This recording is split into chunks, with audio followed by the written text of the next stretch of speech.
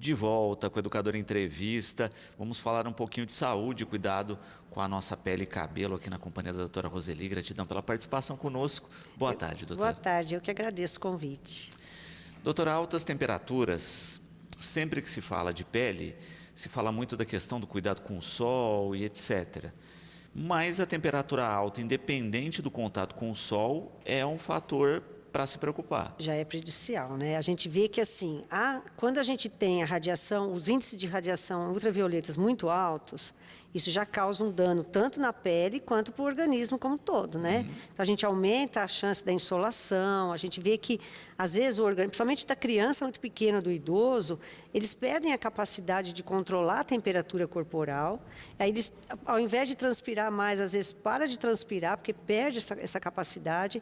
Então a pessoa fica com a pele seca, com muito calor, a temperatura interna vai alta, aí tem dor de cabeça, tontura, vômito, desidratação. Então assim, é um quadro bem complicado, e não só para a pele, né? Então dão sintomas físicos. Exato.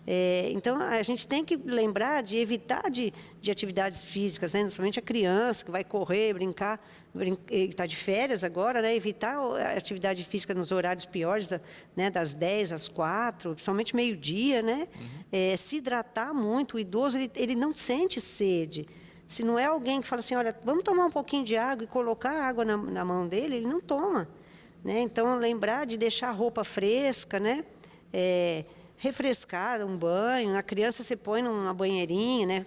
Com supervisão, mas põe uma banheirinha para estar controlando, para baixar essa temperatura, porque realmente o desconforto é muito grande. Exato. E normalmente a gente acaba tendo essa rotina, né? Que é período de férias escolares, criança mais agitada em casa. As escolas hoje, durante o período escolar, mesmo com calor, tem um controle maior dessas atividades, mas em casa fica um pouquinho mais difícil. Quando se fala aí, dessa questão que a doutora toca, em especial, de lembrar de se tomar água, da hidratação e de fazer esse perfil, a nossa espectadora aqui, a Adriana, coloca isso, não é? Da questão de fato, o que hidrata. Porque a gente percebe hoje, muitas vezes, a pessoa substituindo pela cervejinha, pelo refrigerante, né? Isso não hidrata. Não hidrata. O refrigerante tem praticamente açúcar, e o álcool, a gente sabe que o álcool ele desidrata, né? Então, a melhor proposta é a água mesmo, né? Se a criança, às vezes, não quer tomar muita água, você pode fazer um suco, né? Quando já você percebe algum sinal de desidratação, aquela história da água com sal e um pouquinho de açúcar, aquela coisa do soro caseiro, né? Se você vê que o idoso já está desidratando e ele aceita tomar líquido, existem situações que você tem que levar num pronto atendimento para hidratar endovenoso. Mas a maioria das vezes você consegue controlar numa fase inicial com água mesmo. Então oferecer água. Tem gente que às vezes o idoso, às vezes ele aceita uma água saborizada, uma água com um pedacinho de laranja, de limão, uma folhinha de hortelã. Então isso saboriza, favorece um pouquinho mais o paladar e hidrata também. Então a melhor medida para hidratar é água. Perfeito, perfeito.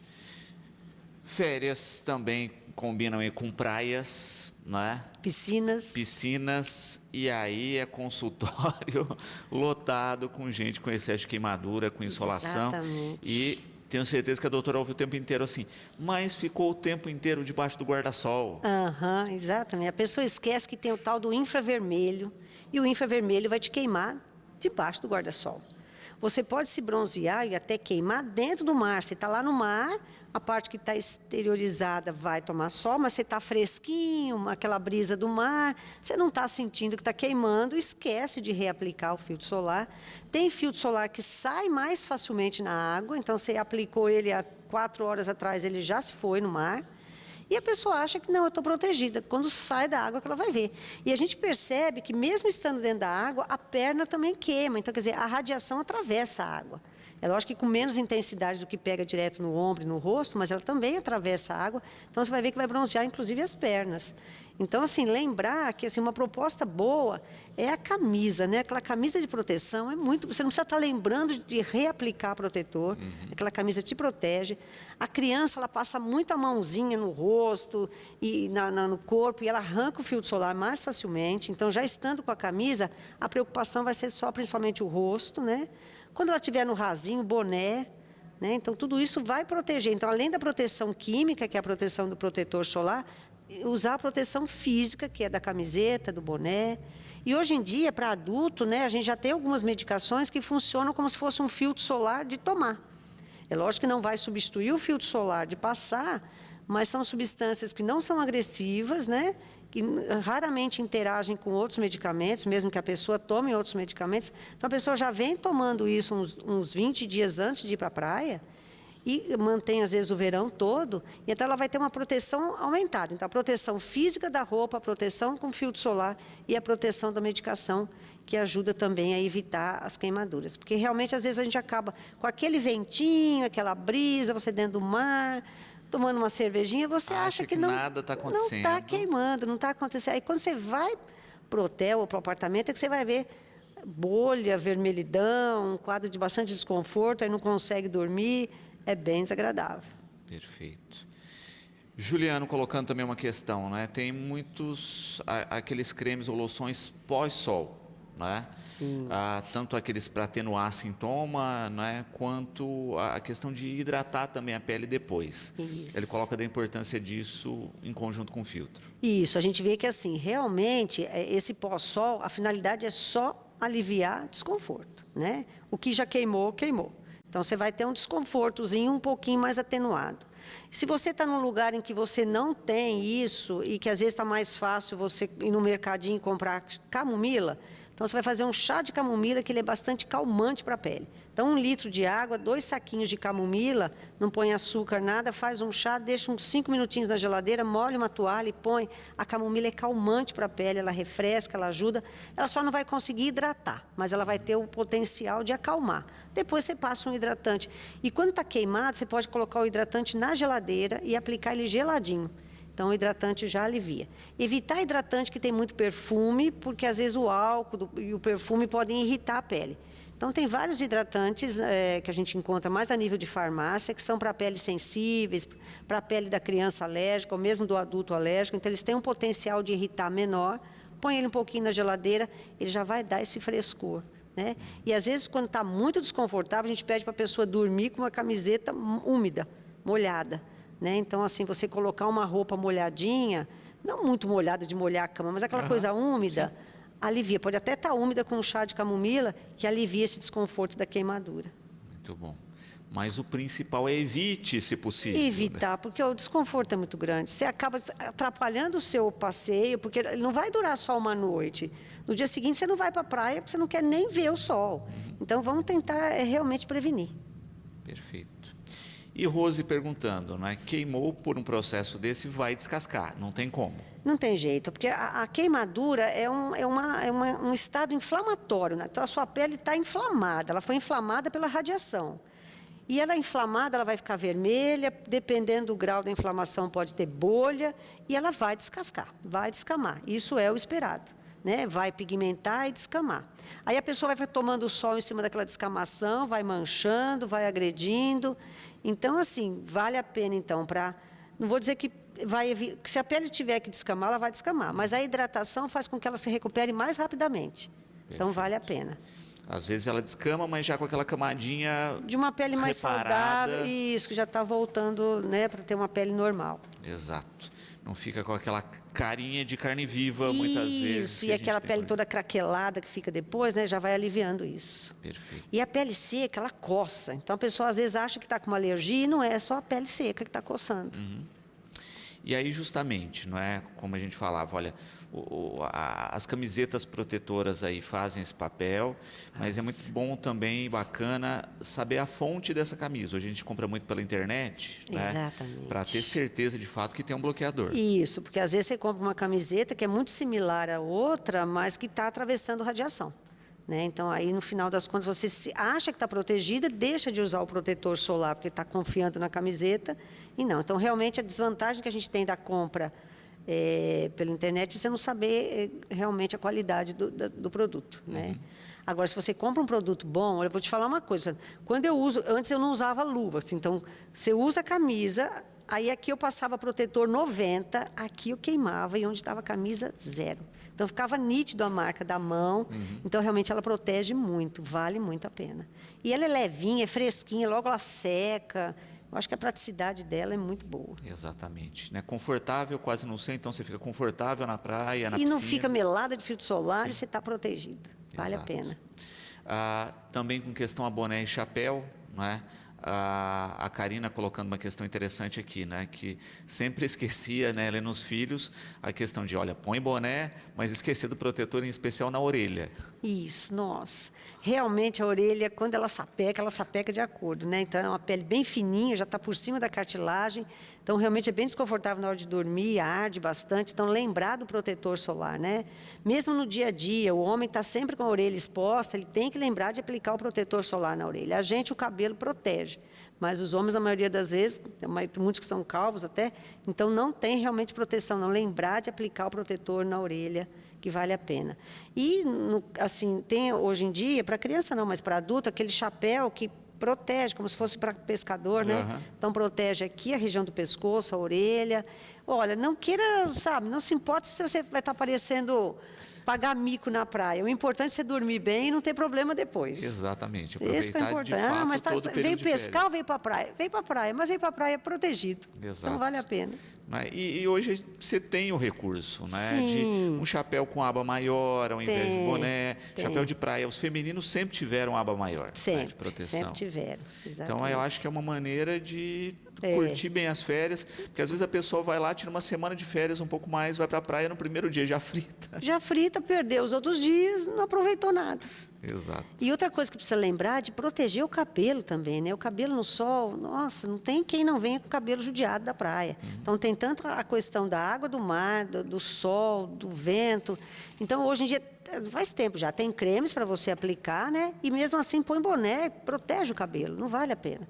Ainda mais cabelo que tiver química, vai detonar com a praia. Exato. Então, vamos E essa é a proteger. pergunta aqui da Eliana, né? Que ela sempre achou que o problema era a água salgada. E não é só, o sol também. O sol também, o sol judia muito do cabelo. O sol, o vento, a água salgada, tudo ali judia muito do cabelo. Então, se puder proteger mesmo, de colocar, prender o cabelo, colocar um boné, um chapéu, vai ver a diferença.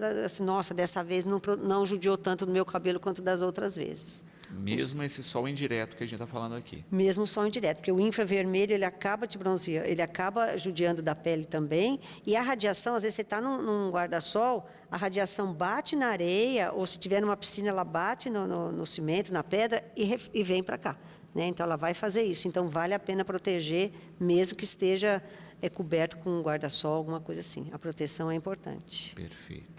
E aí a importância também de tirar essa água salgada o mais breve possível, por Sim, isso a importância dos chuveirinhos na praia. Do chuveirinho, vale a pena. Tem muita criança que, inclusive, falando de piscina, tem muita irritação com cloro, com algicida, todos esses produtos que são jogados na piscina, até para manter a água, né? Então, precisa ter.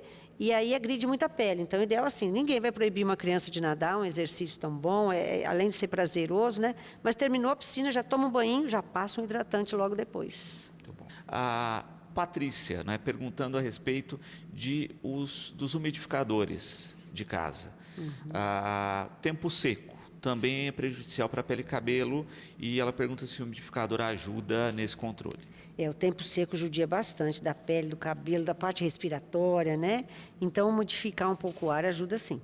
Ajuda, a gente sabe que às vezes tem um limite de hora por dia, né? Você não pode às vezes deixar o tempo todo, senão começa a embolorar a parede, o bolor também não é bom para a parte respiratória, né? Mas umidificar o ar vale a pena. A gente percebe que agora, ontem choveu bastante, né? A gente já está respirando melhor, então umidificar o ambiente vale a pena. Ainda mais em casa de alérgico, né? Que assim, ressecou o tempo, já começa a rinite a atacar e tudo, então vale a pena. E ficar de olho, né? Hoje todos os índices de previsão do tempo, além da temperatura, falam de umidade do ar também. Falam da umidade. Então, e eles falam também do índice de radiação ultravioleta, né? Então vale a pena. Porque a gente sabe assim, agora no Sudeste, no verão, o índice de radiação ultravioleta em torno de 6, 7 já é considerado alto. 8 a 10 é muito alto. O 11 é extremo, e nós estamos vivendo esses dias índice 11. Então, é um índice extremo de radiação.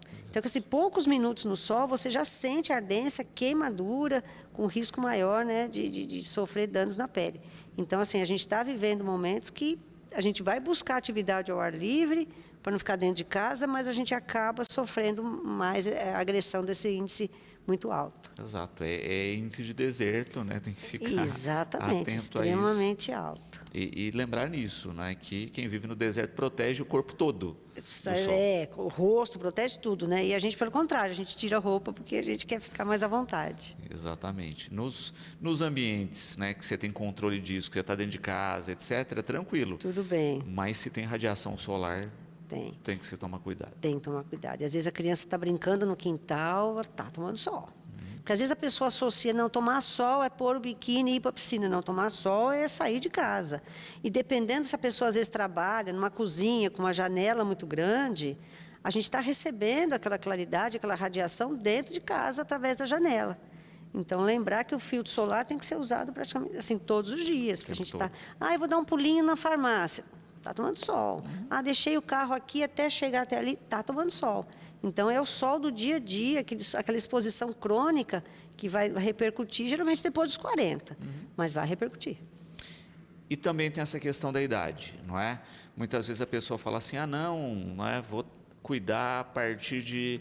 Né, e não faz o preventivo. Isso. Tem uma diferença clara, né? Lógico que após os 40 isso vai se manifestar, mas Sim. quem cuidou antes e quem não cuidou... Isso vai estar caracterizado. A diferença é gritante. Tem trabalhos científicos mostrando, acho que eu já até comentei, de duas irmãs gêmeas idênticas. Uma ficou na Europa e a outra se mudou para a Austrália. Então, a que se mudou para a Austrália teve um índice de radiação, uma exposição solar muito maior do que a que ficou na Europa. Aí depois colocaram uma foto das duas com 60 anos, gêmeas idênticas. A de 60 anos parecia que tinha 75. E a de 60 aparentava menos. Então, a da Europa conservou muito mais a pele. Conservou. Então, quer dizer, a mesma genética, né, gêmeas idênticas, mas olha a diferença, né, por conta da radiação do dia a dia. Então, não vamos deixar esperar, eu vou chegar nos 50 para cuidar. Não, já vamos orientar os nossos filhos, né, a cuidar desde jovem, né, com filtro solar, de proteção, de evitar. Porque é a prevenção que vai... É igual um fumante realmente parar de fumar depois que apareceu o enfisema. Mas não tem mais o que fazer, o pulmão dele já ajudou. E aí, às vezes, a pessoa começa a perceber que tira um câncer aqui, aparece outro. Ela fala, mas agora eu estou protegendo. Mas isso é sequela do sol, que tem um efeito cumulativo e que todo aquele sol que você pegou lá atrás vai começar a repercutir a partir dos 40 anos. É aquele sol mandando boleto agora. Exatamente. Parece que a saúde da gente, assim, ela se vinga da gente quando a gente, né, você me judiou, agora eu vou me vingar de você. Então, o negócio é proteger, ter o cuidado desde cedo. Perfeito. A Fabíola aqui com uma questão interessante também. Protetores coloridinhos para as crianças. Tá. Tem alguma função específica ou é para incentivar o uso? O protetor colorido realmente é só para incentivar o uso, que a criança vê que está colorida, e às vezes vale para a mãe ver onde não está bem aplicado, né? Porque aí ficou uma cor que era azul, aqui está mais clara, vou reaplicar uma camadinha maior. Porque a quantidade de protetor solar aplicado influencia muito, né? Então, se você usar uma quantidade pequena, um filtro solar 50 cai para 20. Então, a cor ajudaria a você ver se você aplicou uniformemente, a cor está... O cuidado que tem que ter com a cor é só a questão da criança ser alérgica a corante. Porque o corante, infelizmente, é um grande causador de alergia. Então, se você for alérgico ao corante, com certeza isso vai repercutir e a criança vai ter alergia. Mas se não tiver, vale a pena. Para adulto, o filtro solar com cor no rosto, que seria uma base... protege mais do que o filtro solar branco. Então, você pegar um filtro solar 50 branco e um filtro solar 50 com cor, você vai estar mais protegida com 50, com cor. Então, a cor vale a pena. Agora, na criança, é basicamente mais para ficar uma coisa mais lúdica, de ficar coloridinha. Perfeito. Mas é interessante isso também da fiscalização da mãe. Olha, né, saiu de determinado ponto, vou lá e reaplico. Porque tem gente que também que vai, né, acha que o protetor tem que durar a vida inteira, porque é um produtinho mais caro e vai pelo cheirinho do protetor, né? Dá uma gotinha. E acho né, que esparrama em tudo. Com o cheiro do protetor e está funcionando. Não tá, tem que ter camada mesmo. Tem que ter uma camada que faça uma cobertura boa, né? Eles pedem até para a gente calcular do dedo, né? Você põe uma camadinha aqui do filtro solar. Então, 2 camadas aqui, você faz rosto e pescoço. Aí você coloca o filtro solar 3 dedos, você faz o braço todo. né? Aqui também 3 dedos para as costas, aqui 3 dedos para a coxa. Então, você põe aqui no 3 dedos, né? Uma camadinha fina assim, né? E vai passando, você se baseia nessa quantidade. Então, você sabe que você fez uma cobertura boa. Porque senão você faz só aquelas, né? Aquela só de passar na mão e fazer assim, não cobriu direito. Pensando nessas quantidades, todo mundo que está assistindo agora já sabe que está fazendo uma cobertura ruim. Isso, exatamente. A Tem que grande maioria passar de mais- nós faz uma coberturinha sem vergonha. Tem que passar mais protetor. É. Também com relação dessa rotina, né, de proteção, a Ângela aqui colocando, não é? Maquiagem e sol, não é? Complica, ajuda, e como fazer essa maquiagem nesse período de sol? Certo. Ó, então a gente sabe assim, então a maquiagem não é pensando para a piscina, né? Pensando para o dia a dia, Sim. para trabalhar, para sair para trabalhar, então. Geralmente o que a gente pede é o seguinte: você passa o protetor solar numa camada boa, e aí o protetor com cor, você já está com a base. Então você já tem uma base e o protetor junto. Aí tudo bem você passar uma maquiagem sem nenhum problema por cima do protetor. Tá? Perfeito. Ah, vai ter que refazer a maquiagem, vai ter que lavar? Repete o protetor.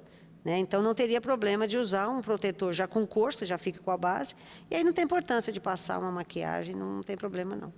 Mas é importante isso, protetor é a primeira camada. A primeira, você tem que passar o protetor.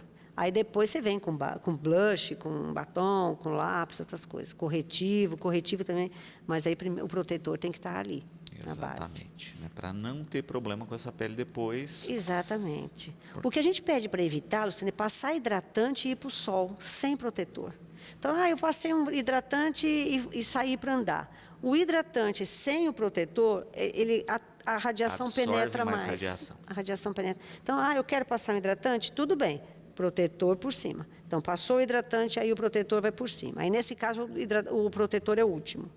E se for usar repelente, da sequência, hidratante, protetor, por cima o repelente. Aí o repelente fica o último. Se não for o repelente, aí o filtro solar é o último. E é interessante essa dica do hidratante, porque ela funciona quase como a água, né? Na questão de, olha, ficou na água, Isso. tem uma absorção maior de radiação. Isso, exatamente. Então, você está na água e você acaba absorvendo mais. Então, vale a pena estar protegendo. Existem protetores que são mais adequados para entrar na piscina, né? Então, eles têm mais gordura na composição dele. Então, são protetores que não são agradáveis para o dia a dia, porque você sente que você está grudando. Mas para a água, vale a pena. Né? Então, ele resiste melhor à água. Vale a pena os mais gordurosos nesse sentido aí. Perfeito. Então, por isso que no arsenal é bacana ter mais de um, né? Sim, Protetor aquele para do dia a praia, dia. aquele para o dia a dia, né? O homem se incomoda muito com um protetor solar que seja melado, então tem aqueles de toque seco, né? Então existe. Quem anda de bike, faz atividade ao ar livre, tem em bastão. Então, o bastão ele adere mais, escorre menos no olho. Então, hoje em dia a gente tem uma gama de protetor solar impressionante. Cada um pode se adequar aí ao perfil. Exatamente. Né, Não tem que essa lhe de, eu agrada. não gosto. Não, você vai achar um que você vai se adaptar. Laura, a doutora perguntando, não é? A gente falou a respeito de cremes, né? Para se passar no cabelo durante essa exposição ao sol, etc. Ela pergunta se tem creme específico, né? Ou, olha, tem o meu creme de hidratação, eu posso utilizar? O creme de hidratação, ele só vai hidratar, mas ele não tem nenhum fator de proteção solar. Então, existem cremes que são creme, então, por exemplo, tem creme só para hidratar, tem creme que é para proteger da chapinha e do secador, e tem o creme que está específico para proteção da radiação ultravioleta. Então, o ideal seria, na praia e na piscina, usar esse específico. Perfeito. E é o que a gente falava, né? Hoje, o arsenal de produtos disponíveis é muito grande. O que a pessoa tem que fazer, muitas vezes, é se prever em comprar antecipadamente, porque, às vezes, não acha de maneira muito fácil. Dar uma pesquisada, né? Ver, porque realmente tem uma gama imensa. A parte de cosmética, ela lança produto novo a cada... E, às vezes, entre um produto novo caro e um produto mais antigo, às vezes tem uma molécula, uma coisinha boba, mas o preço aumenta muito. Então, às vezes, vale a pena usar aquele que já está no mercado faz tempo, que a gente já conhece. Então, dá uma pesquisada, vai atrás, vê. Tem marcas que já são consagradas, né? Então, pesquisa que vale a pena. Rafael aqui, que é do pedal, né? Perguntando também dos cuidados para quem pedala e da importância em especial que ele coloca das roupas. Exatamente. O pessoal que pedala, eles ficam muitas horas, né? Então, às vezes, eles andam grandes distâncias e ficam muitas horas. Às vezes sai de casa cedinho, mas no meio do caminho está pegando muito sol. Então, assim, vale a pena a proteção de luva, a camisa. A gente vê que fica a marca certinha da perna dele, da coxa, né? Do short, então você vê o quanto que pega de sol. Vale a pena, assim, já tem que sair de casa com o protetor, né? O protetor leva aí uns 20 minutos para penetrar e agir. Para quem pedala, eu gosto de orientar a usar aquele remédio de boca, né? Que faz uma proteção solar via oral. Já toma esse remédio o verão todo, né? Então já vale a pena estar usando. Lembrar de proteger, o homem não usa batom, né? Então proteger o lábio, o homem faz muito câncer de lábio aqui no lábio inferior, então lembrar do protetor labial. E para a bike, parece que o melhor realmente são os em bastão, né? Protetor solar em bastão, porque ele adere mais e ele não escorre no olho na hora que está usando. Lembrar de proteger o olho, né? O olho sofre muito com a radiação, então aumenta muito a chance de desenvolver uma catarata precocemente. Então, óculos escuros, óculos escuro, filtro. Eu uso o capacete, mas o capacete não protege, né, nem orelha, nem nada, então lembrar de aplicar. E, se puder, o ideal seria reaplicar esse protetor durante o passeio, né? E, às vezes, a pessoa fala, deixa eu pegar um pouquinho de sol na perna. Tá, a gente precisa pegar um pouquinho de sol para fazer a vitamina D, mas não precisa ser um sol aí de horas e horas na bike, não, né? Então, uma pele clara como a minha, se eu tomar 7 minutos de sol por dia, já basta para eu fazer vitamina D. A pele mais morena, às vezes, precisa de 15 minutos. Né, porque tem uma proteção maior. Eu, como tenho menos proteção, então 7 minutos de sol. E os 7 minutos de sol é assim, deixei meu carro aqui, andei um pouquinho, já estou tomando sol. Fui no quintal molhar a planta, já tô... Então, assim, esses 7 minutos de sol por dia é pouco, é coisa que não precisa ficar pôr biquíni e ficar exposta, né? E basta queimar 25%, 15% de superfície corporal. Então, assim, é muito pouco. Então, se você tomar um pouquinho de sol daqui para baixo, 7 minutos por dia, não vai te causar nenhum dano, e vai te fazer a vitamina D. Então, não precisa ser horas de bike. Então, vale a pena passar o protetor, inclusive, nas pernas, para quem está de bike. Perfeito. E a Cláudia, justamente com essa questão, não é? Desse equilíbrio aí, não é porque se proteger do sol é fundamental, mas a gente precisa de um pouco de sol. Precisa de um pouco de sol. E daí vai depender, então, do quanto é clara a pele da pessoa ou não. Então, uma pessoa mais morena, mulata, ela vai precisar de 15 minutos de sol por dia, porque ela tem mais melanina que impede que a radiação penetre. Uma pessoa mais clara, 7 minutos basta. Né? E os 7 minutos... Outra coisa importante com relação à vitamina D, se você tomar sol às 7 horas da manhã, você não vai fazer vitamina D. Você precisa que o sol seja o sol das 9h30, 10 horas. Né? Então, é o sol que tem a radiação UV que vai te estimular a vitamina D. O sol mais cedo não vai estimular. Então, mas é aquela história, foi no quintal para fazer alguma coisa, foi molhar a planta, foi estender uma roupa, andou de casa até o trabalho... parou o carro e teve que andar um pouquinho. Então, 7 minutos de sol numa cidade como a nossa é muito fácil a gente tomar todos os dias. Exatamente. É muito fácil. Exatamente. Por isso que, né, o mais trabalhoso é o cuidado, é evitar o sol em excesso. Porque o tomar é facinho. É Perfeito. bem fácil. Perfeito.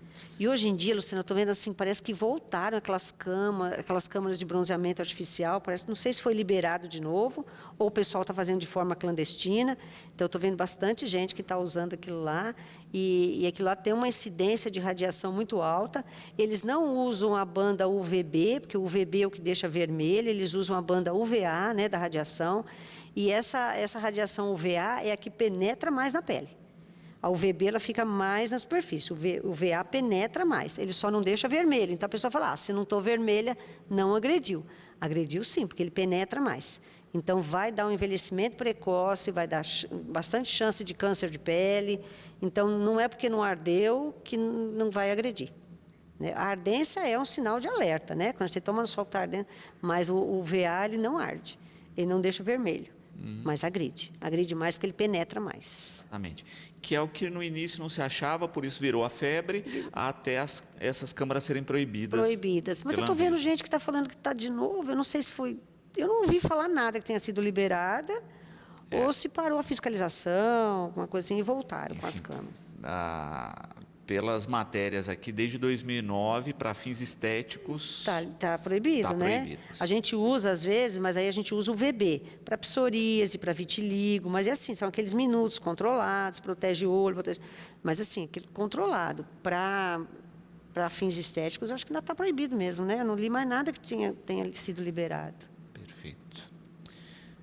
Rubens, parabenizando também aqui pelas informações tão úteis e perguntando a respeito justamente, né, de lesões, de probleminhas na pele, ao que as pessoas têm que ficar atentas. O que a gente tem que ficar atenta, uma lesão, por exemplo, uma pinta. A pinta é que, quando ela fica maligna, é o câncer de pele mais agressivo que tem, que é o melanoma.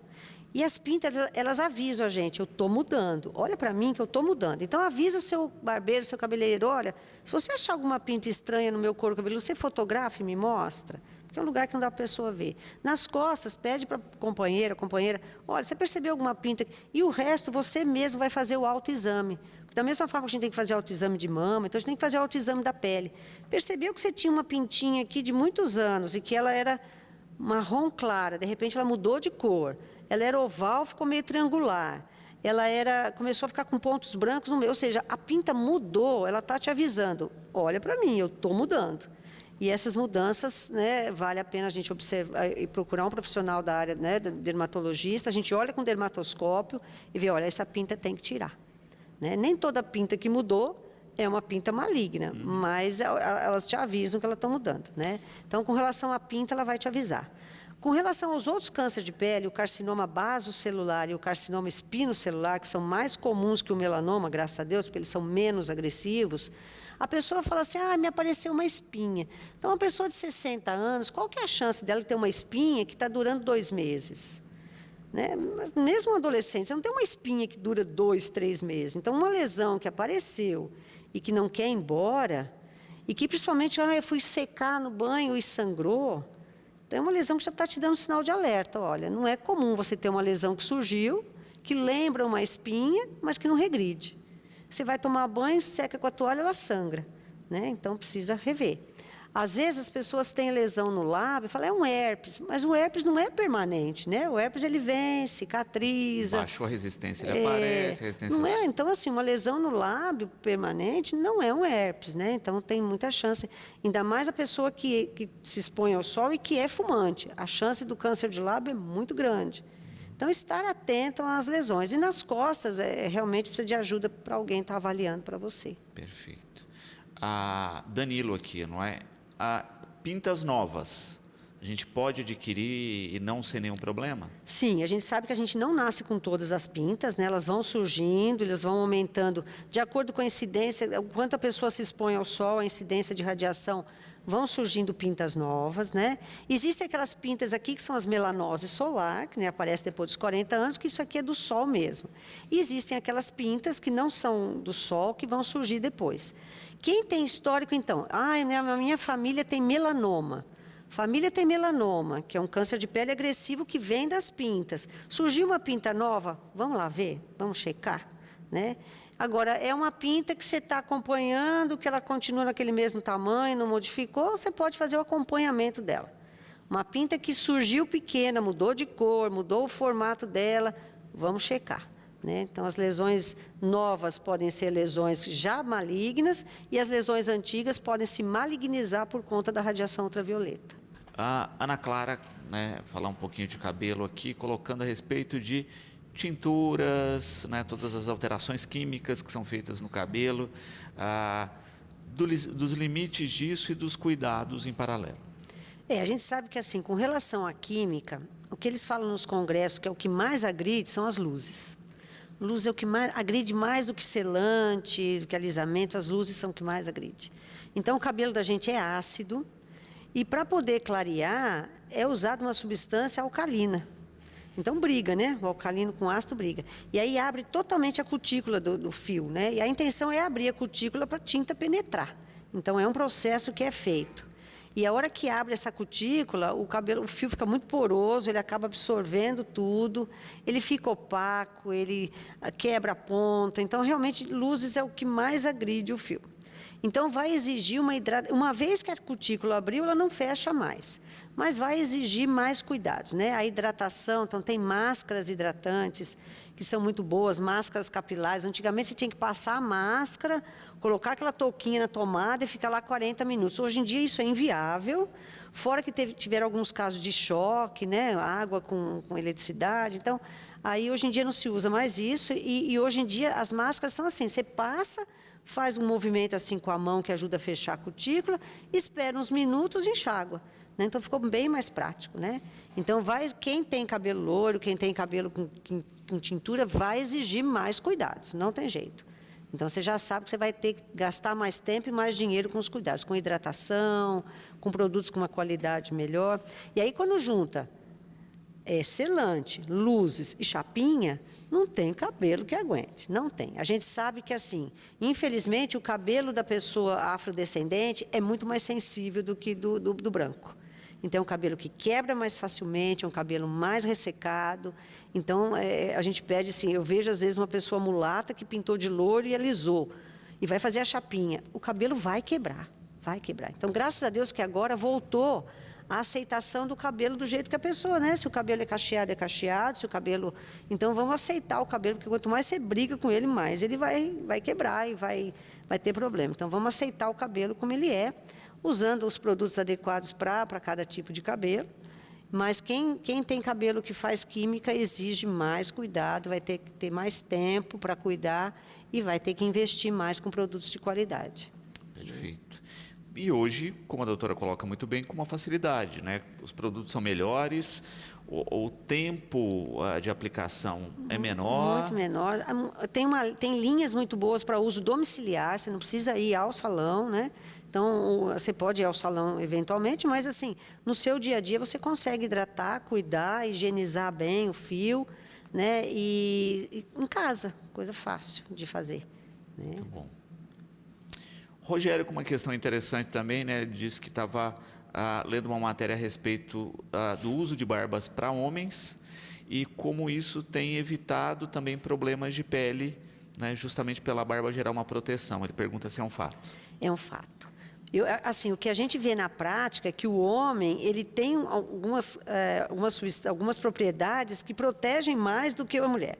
Então, assim, a barba acaba funcionando como protetor solar, a pele do homem é mais oleosa, né? Então, tudo isso daí ajuda a proteger um pouco mais com relação ao sol. É que o homem, né, em contrapartida, ele se cuida menos. Né? Então, a mulher, com tudo que ela tem, não tem a barba, não tem menos óleo, a gente se cuida mais. A gente passa batom, e o batom, na maioria das vezes, já tem protetor solar. Então, a mulher tem menos chance de ter um câncer de lábio do que o homem. A gente passa mais filtro. Mas, se a gente for avaliar, realmente, a barba protege mais e a oleosidade da pele também. Uma desvantagem do homem é quando o homem é calvo, né? Então ele tem toma muito mais sol do que a gente, que o cabelo protege. E tem homem que tem dificuldade de passar, né, protetor solar, que ainda tem uns fiozinhos ali, então existe protetor solar em spray, né? O protetor solar em spray, o cuidado que a gente tem que ter é que a hora que você aplica, um tanto o vento leva. E às vezes você acha que você aplicou tudo aqui, um tanto foi embora. Então, às vezes você tem um pouquinho de dificuldade de ver a cobertura se foi adequada. Mas vale a pena passar o protetor, sempre que for sair, pôr boné, né? Então, isso vale a pena. Mas a barba realmente protege mais. Perfeito. A Vanessa aqui também parabenizando pelas questões abordadas.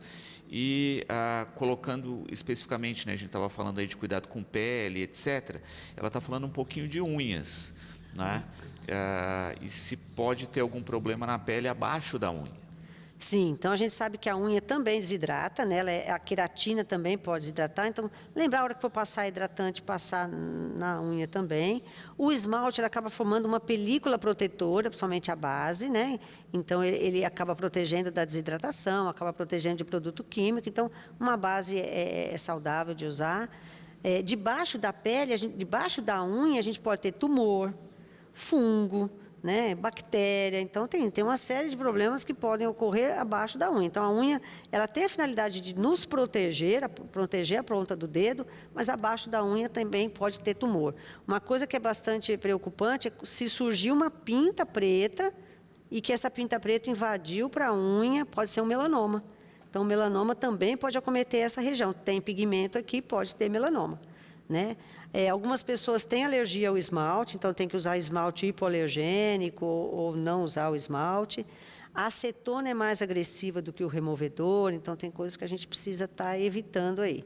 E, às vezes, pôr no pé, no inverno, que não vai expor muitos pés, deixar um tempo sem esmalte, deixar a unha dar uma respirada aí, né? Vale a Perfeito. pena. Vale a Não, é pena. interessantíssimo, né? Porque poucas vezes as pessoas pensam na unha, ela tem uma proteção, como a doutora coloca, mas ela tem outros fatores de agressão, como foi falado aí, de fungos, Fungo, etc. Por bactéria. isso, o cuidado tem Sim, e que tomar observar, atenção. né? Percebeu que surgiu uma pintinha pretinha.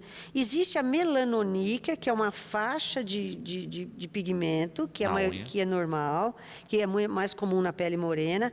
Agora, se você vê que essa faixa de pigmento invadiu a pele, aí é preocupante, pode ser um melanoma. Né? Então, existe a melanoníquea, que é totalmente benigna, constitucional, e o melanoma, que você vê que invadiu a pele. Aí é uma pinta agressiva que se transformou em melanoma. Para se observar aí, então. E aí, Né? correr.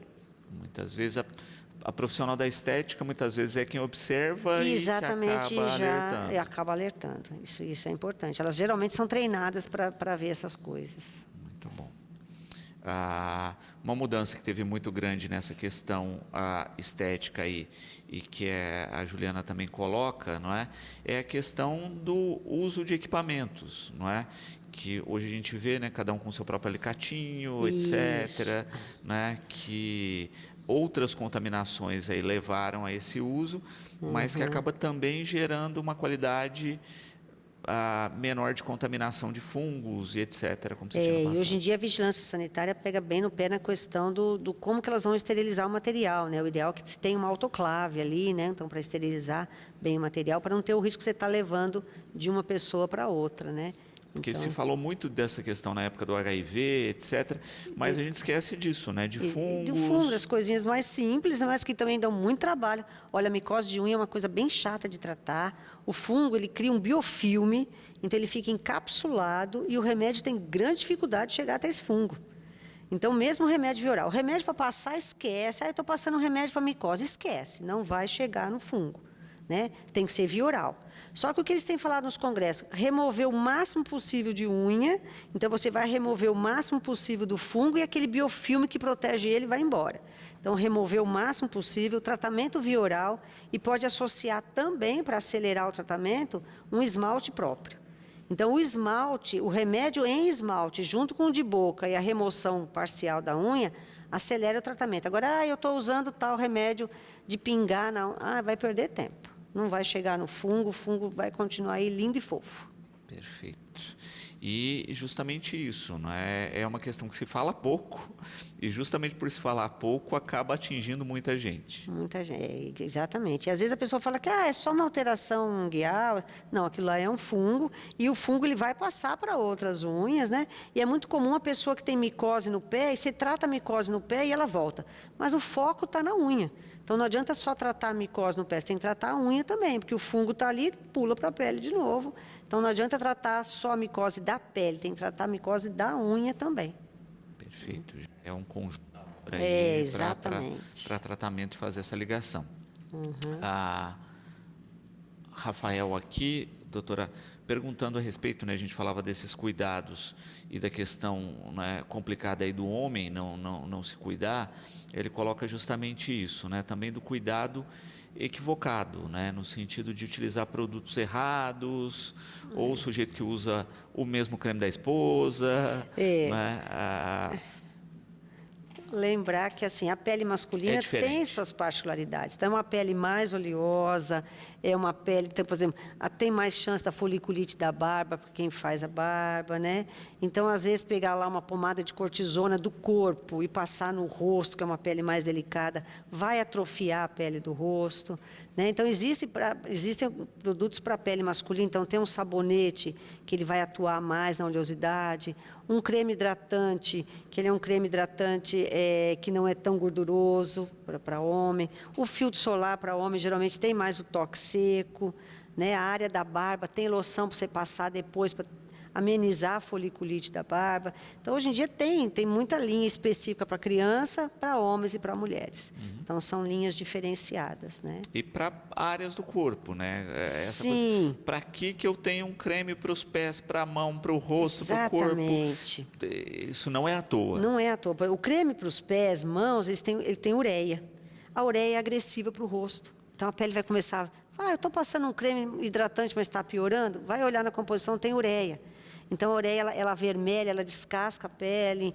Então, para os pés e para as mãos, ficou perfeito. Mas para o rosto, já não. Né? Gestante, por exemplo, não deve usar creme com ácido salicílico. Né? Então, evitar creme com ureia e com ácido salicílico na gestante. Ela poderia estar usando em outras fases, mas na gestação, não. Então, existem cremes que são apropriados, né? Hoje em dia tem alguns que são creme hidratante corpo e rosto. Então, são cremes, aí já está focado para isso. Mas os de pé e mão, geralmente, tem ureia. A ureia para o rosto não combina. Ivan perguntando da questão de cuidados com tatuagens e áreas de tatuagem, doutora. A gente vê que a tatuagem agora, nessa época de sol, existem alguns corantes que eles, quando entram em contato com o sol, dão alergia. No inverno não dão, ou por uma área que está coberta não vai dar, mas a hora que se expõe vai dar alergia. Então, o corante amarelo e o vermelho tem mais chance de dar alergia junto com a radiação ultravioleta do que sem. Então, às vezes a pessoa fala, eu tenho uma tatuagem que só vai dar problema no verão. Então, por conta disso. Então, é uma tinta que ela é fotossensibilizadora. A hora que ela entra em contato com a radiação que ela vai dar irritação, né? A gente sabe que, assim, a tatuagem, ela acaba... Então, você tem aí um corpo estranho, que é uma tinta, né?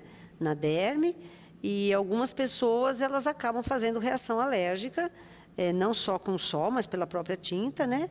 A tatuagem também, a tinta já mudou muito do que era antigamente, né? Então, isso aí também aprimorou. Uma tatuagem profissional, a gente sabe que ela vai estar toda no mesmo nível, né? E a tatuagem que era feita antigamente, jogava a tinta aqui em cima, então era uma coisa bem irregular, né? Mas tem pessoas que têm reação à tinta e faz uma reação de corpo estranho. Olha, a pele interpreta que aquilo é um corpo estranho, ela faz um caroço, como se fosse para se defender, vou limitar essa tinta aqui. Então, tem gente que faz a tatuagem, não é nem queloide, é uma reação de corpo estranho daquela substância que está ali. Então, tem o fator da alergia da tinta, o fator da reação de corpo estranho e a relação com o sol, que realmente tem pessoas que têm mais alergia, na hora que junta aquele corante com a radiação ultravioleta. Perfeito. Deve proteger com protetor solar, como qualquer área do corpo, né? E uma coisa que eu tenho um pouquinho de receio, que às vezes a pessoa tem uma pinta ali, que era uma pinta que já era uma pinta próximo de virar um melanoma. Então, o nevus displásico é uma pinta que tem chance de virar melanoma. E a hora que cobre com a tatuagem, você não consegue mais fazer o acompanhamento dessa pinta. Você acaba maquiando um futuro problema. Então, tentar ver com o tatuador, olha, se eu tiver uma pinta meio suspeita, ou primeiro vai buscar uma avaliação, se for o caso, a gente já remove essa pinta, ou não fazer a tatuagem em cima daquela pinta.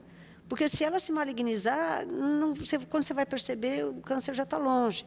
Então, o cuidado de fazer uma tatuagem em cima, ainda mais se a tinta for escura, no meio, não vai perceber essa mudança da pinta. Avaliar bem a área da pele antes de fazer qualquer procedimento aí. E já tendo tatuagem, né, intensificar a questão de prevenção, protetor, etc.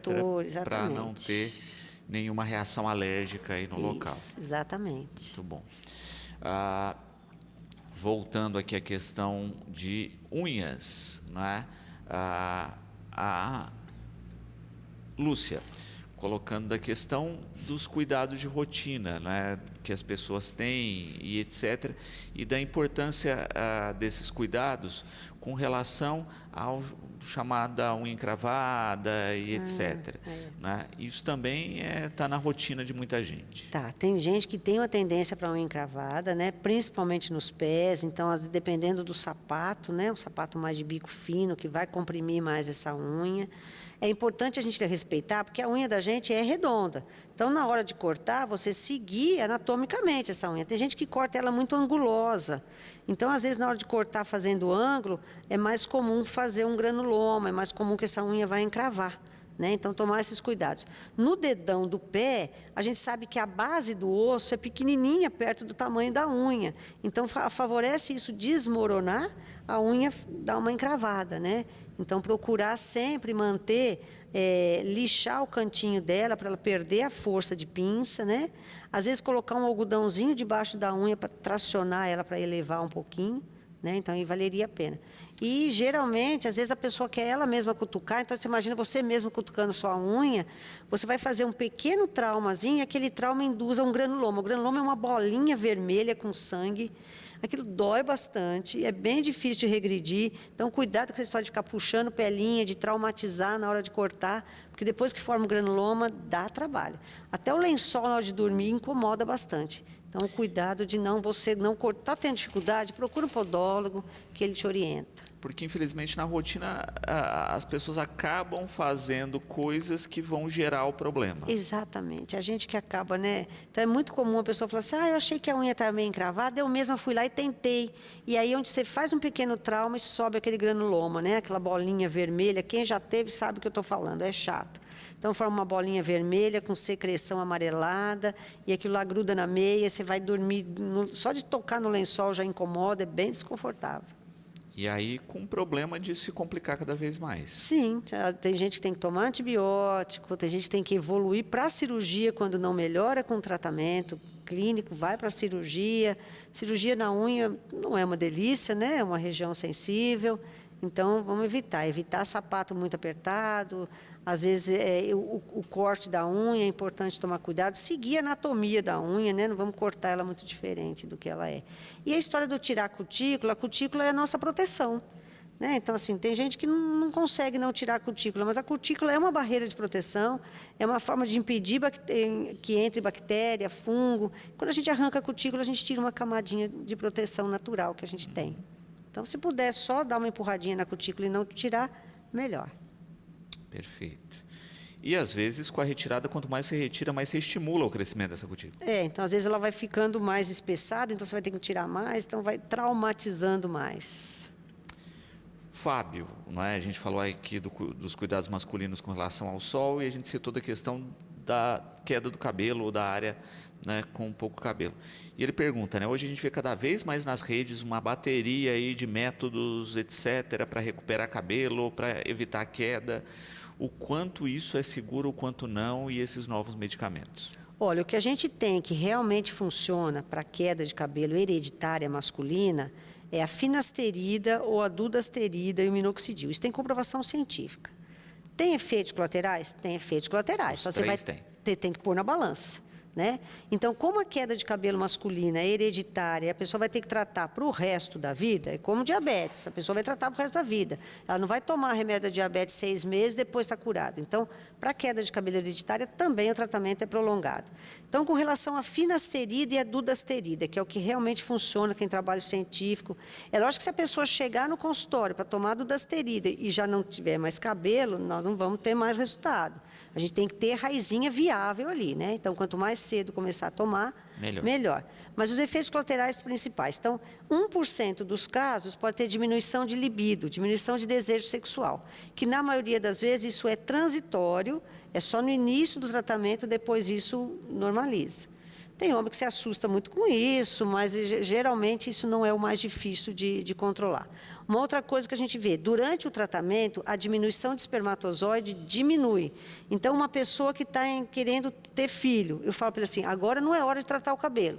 A esposa engravidou, agora pode voltar a tomar o remédio, né? Então, diminui a produção de espermatozoide. Aí, se o homem já produz pouco espermatozoide, eu digo para ele assim, então espera você ter, você quer ter 3 filhos? Tenha ter os 3 filhos, 2 filhos e depois você vai tomar.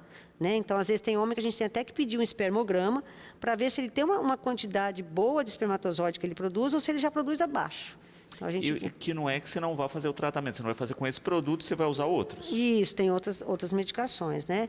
E uma coisa importante também que eu gosto de avisar o paciente com relação à finasterida e à dudasterida, quem já tem um antecedente pessoal de depressão, eles podem desencadear um novo surto de depressão.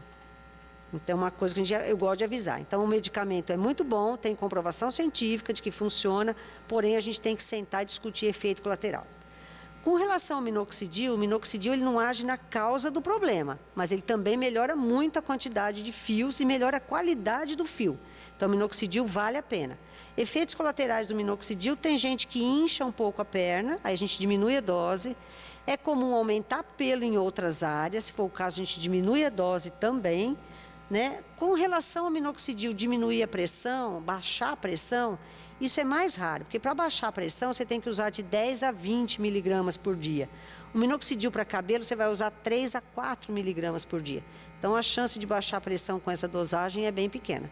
Mas o minoxidil não é a droga principal para queda de cabelo masculina. É a finasterida ou a dudasterida. Perfeito.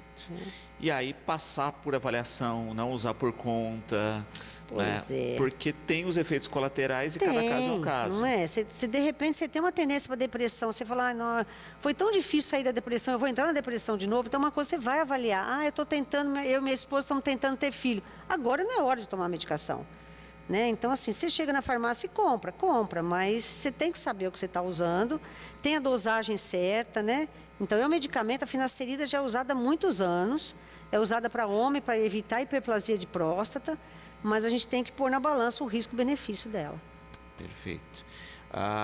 E quando a gente fala, por exemplo, do minoxidil, é um vasodilatador, É um vasodilatador. né? E Pode diminuir pressão. Pode cair pressão, né? Só que assim, realmente para cair pressão você tem que tomar uns 10 a 20 miligramas por dia. Para queda de cabelo, 3 miligramas por dia basta. E aí o que eu peço para a pessoa? Você vai tomar esse remédio na hora de dormir. Então se a sua pressão cair um pouquinho, você está deitado, na hora que você acordar no dia seguinte, esse efeito já acabou, né? A questão de ser vasodilatador, quem faz uma atividade física de muita intensidade, corre na rua, então às vezes a hora que vasodilata o coração acelera mais. Então eu pergunto para a pessoa, você já tem antecedente de arritmia cardíaca? Então não vamos usar. Né? Então você tem que pôr tudo na balança, risco-benefício de qualquer medicação, né? Então quem tem antecedente de arritmia e faz atividade física, eu falo, não vamos usar o minoxidil. Né? Então você tem que ponderar tudo isso. falávamos no início, doutor, a respeito do cuidado com as crianças no sol, não é? E a Maria do Carmo aqui perguntando a respeito de produtos para criança, né? Já é uma fase para se usar cremes, né? Como fazer cuidados da pele das crianças? Bom, a gente sabe que a linha de filtro solar tem uma linha própria infantil, né? Porque a criança ela tem mais chance de ter alergia e os protetores solares de adulto têm mais química do que os de criança. Então, os filtros solares, geralmente de criança, eles têm uma linha mais de proteção mais física, o dióxido de titânio, então é um componente mais físico do que químico. Então, a linha de protetor vale a pena seguir da criança.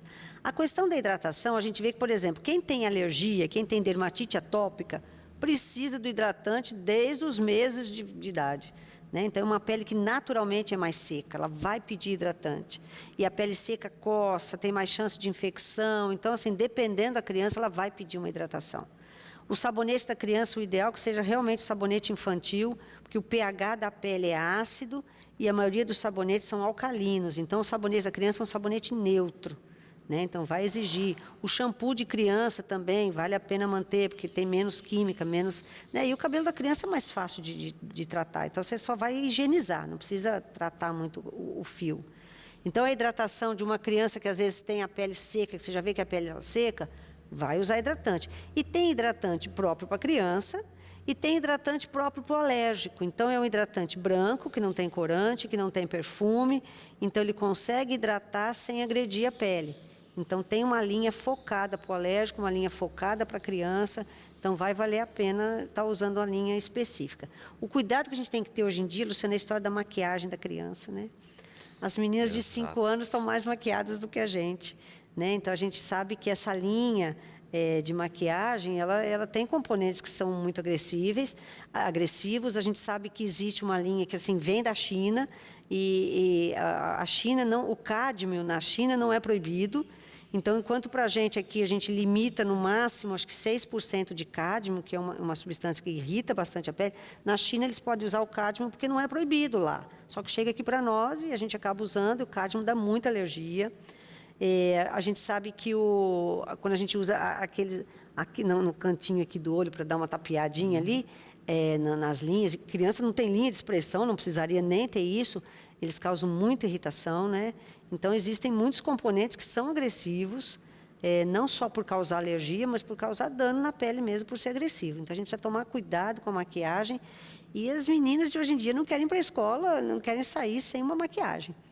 Então, tomar o cuidado de estar explicando para ela que tudo na vida da gente tem um momento certo. E né? observar a fonte desses produtos Observar aí. a fonte desse produto e ver o uso exagerado do produto. Então, é complicado. Hoje em dia, elas seguem as blogueirinhas e elas querem fazer a maquiagem que a blogueirinha faz. É complicado. Né? Às vezes a gente vê até algumas reuniões de pais e vê até escolas que, de uma maneira geral, a escola proíbe. Né? Isso. Até para evitar. Até para proteger e não constranger quem não usa, né? Exato. Então, fica todo mundo sendo criança. Porque senão vira um efeito manada aí que todo mundo quer e os pais não têm controle. Então, às vezes, é até bom sentar, conversar, ver desses riscos e tomar uma atitude conjunta. Exatamente. E às vezes, a alergia que ela vai adquirir na infância, ela vai carregar para o resto da vida. E quando ela tiver com 18 anos que ela quiser maquiar, não vai poder porque ela adquiriu uma alergia lá atrás. Então, deixa tudo na sua hora. Espera o momento correto. Isso. Falamos aí do sabonete das crianças e a Laura pergunta a respeito disso, né? Hoje também a gente tem uma linha gigante de sabonetes, né? Com creme hidratante, glicerinado, isso e aquilo. O que é o mais correto usar no dia a dia? Olha, o que a gente vê que o mais correto, como a pele da gente é ácida, é usar um sabonete que seja ácido ou, no máximo, neutro. Existem sabonetes, esses que a gente acha no supermercado, eles são muito alcalinos. Por que quando eu digo que o alcalino vai brigar com o ácido? É que vai diminuir a barreira cutânea de proteção. Então, esse sabonete alcalino vai remover uma barreira cutânea que é natural nossa de proteção. Já o sabonete neutro ou ácido não remove, fica em equilíbrio. Mantém. Ele vai tirar sujeira, que é o que importa, vai tirar sujeira, mas não vai remover a proteção natural. Quando a gente remove essa proteção natural, você tem chance de ter alergia. Eu uso um shampoo faz 1000 anos, agora que resolveu dar alergia. Mas às vezes você removeu a barreira cutânea de proteção e aquele shampoo que até então não fazia alergia, passou a fazer alergia. Né? Você favorece o crescimento de bactéria, de fungo, de vírus, porque essa barreira cutânea tem esse fator de proteção. Então, os sabonetes neutros, de criança, todos são neutros. Né? Então, poder usar. O líquido, ele agride menos do que embarra. Né? Então, se puder usar o sabonete líquido, pelo menos no rosto, e no corpo usa um sabonete neutro, seria bom. Quem tem a pele muito oleosa pode estar usando um sabonete para pele oleosa, desde que não use mais do que 1 a 2 vezes ao dia. Se você lavar toda hora com sabonete para pele oleosa, a pele vai ficar mais oleosa. Né? Então, no máximo, 1 a 2 vezes ao dia. Dá um efeito rebote aí. A pele interpreta, nossa, eu estou seca, vou jogar mais óleo. Então, o ideal é, no máximo, 1 a 2 vezes ao dia. O ideal é o sabonete neutro. A gente tem que tomar muito cuidado com o sabonete antisséptico, né? Vou até falar o nome aqui, posso falar o Protex? Pode. Todo mundo acha que o Protex é ótimo, porque ele vai proteger a pele. Não, ele vai selecionar a bactéria. Né? Então, ele acaba matando as bactérias bobinhas e as agressivas que sobraram, vai te dar, a longo prazo, vai te dar foliculite, furúnculo. Então, o ideal é não usar sabonete antisséptico. Usa o sabonete neutro, né? No dia a dia, hidratação depois do banho. Não vale a pena estar usando sabonete antisséptico porque ele é falso. O antisséptico ele foi criado para questões específicas. Né? Olha, passei por uma cirurgia, naquele período lá eu tenho que fazer um cuidado maior. Exato, então é aquele período. Não é para uso contínuo. E às vezes a gente acha, nossa, eu estou protegendo, minha criança brinca no chão, vai brincar na areia. Não está protegendo. O ideal é lavar sabonete de criança, depois hidratar, vamos manter a barreira cutânea, que é a própria barreira cutânea dela vai ter um papel muito mais importante do que o sabonete antisséptico. E o organismo já produz anticorpos. Não é? Né? É aquela história assim, né? Olha, é para brincar, é para se sujar. É para se divertir, é para brincar, mas a gente tem que manter o que é mais dentro do natural, do que a pele está acostumada mesmo. Perfeito. E aí, nessa linha, quando a gente está falando de sabonetes, aí, também tem aqueles específicos para questões específicas. Sim. Né? Então, a pessoa também precisa entender isso. Olha, aquele sabonete X lá, que sei lá, tem um enxofre, ele é para determinado uso num determinado período. Exatamente. Então, às vezes, quem tem uma dermatite seborreica, uma acne muito severa, um sabonete de enxofre é válido. Uma pessoa com uma pele assim, uma pele já menopausada, pele mais seca, não tem acne, para que usar o enxofre? Né? Então, você vai remover o pouco de óleo que você ainda tem. Uma pele mais seca, usar o sabonete líquido. Uma pele oleosa, mas que não tenha muita acne, tem sabonete para pele oleosa, pele mista, que não seja agressivo. E o pH é um pH mais próximo do pH natural da pele. numa vigência de um pós-operatório, alguma coisa que às vezes precisa de um sabonete antisséptico naquele período. Então, tudo é... Mas não quer errar, usa um sabonete neutro. Perfeito. Rosa, também com uma questão interessante aqui, né? Não sei avaliar que tipo de pele que eu tenho, né? É importante buscar um profissional para a orientação nesse sentido. Olha, seria interessante para te auxiliar, assim, qual seria o melhor hidratante, o melhor sabonete, tudo. Mas o que a gente vê é que aqui no Brasil a gente tem a maioria pele mista, né? A menos as pessoas que já têm, por exemplo, quem tem dermatite atópica, quem já é alérgico, tem um padrão de pele mais seca. Mas a grande maioria de nós é assim, o T facial é oleoso e o restante é normal a seco, né? Então, assim, não vai pedir um sabonete muito agressivo, vai pedir um sabonete suave. Depois de menopausa, a pele fica naturalmente mais seca. Então, vale a pena um sabonete neutro. Para o rosto, vai de sabonete neutro que você não vai errar, né? O hidratante facial, mesmo que a pessoa fale, mas eu tenho a pele oleosa. O hidratante facial em sérum, ou em fluido, ou em loção, ele não vai te dar acne, não vai piorar a oleosidade. E tem o hidratante que faz a hidratação profunda. Então, o hidratante com ácido hialurônico, geralmente ele faz uma hidratação profunda, não vai piorar a acne. Então, basta dizer que um hidratante ele é facial, ele já tem aquele cuidado de não induzir a acne, né? Então, já vai usar substâncias para não induzir a acne. Então, a maioria de nós, a pele é mista. É muito difícil aqui no Brasil uma pele muito seca. Muito bom.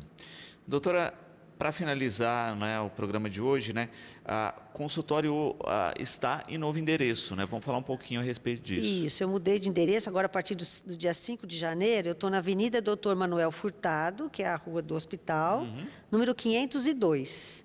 Estou junto com a doutora Alexandra, oftalmologista. Então, já mudei para lá. O telefone é o mesmo, né, só mudou o endereço. Perfeito, né? Então, para quem tem dúvidas, né, novo endereço do consultório.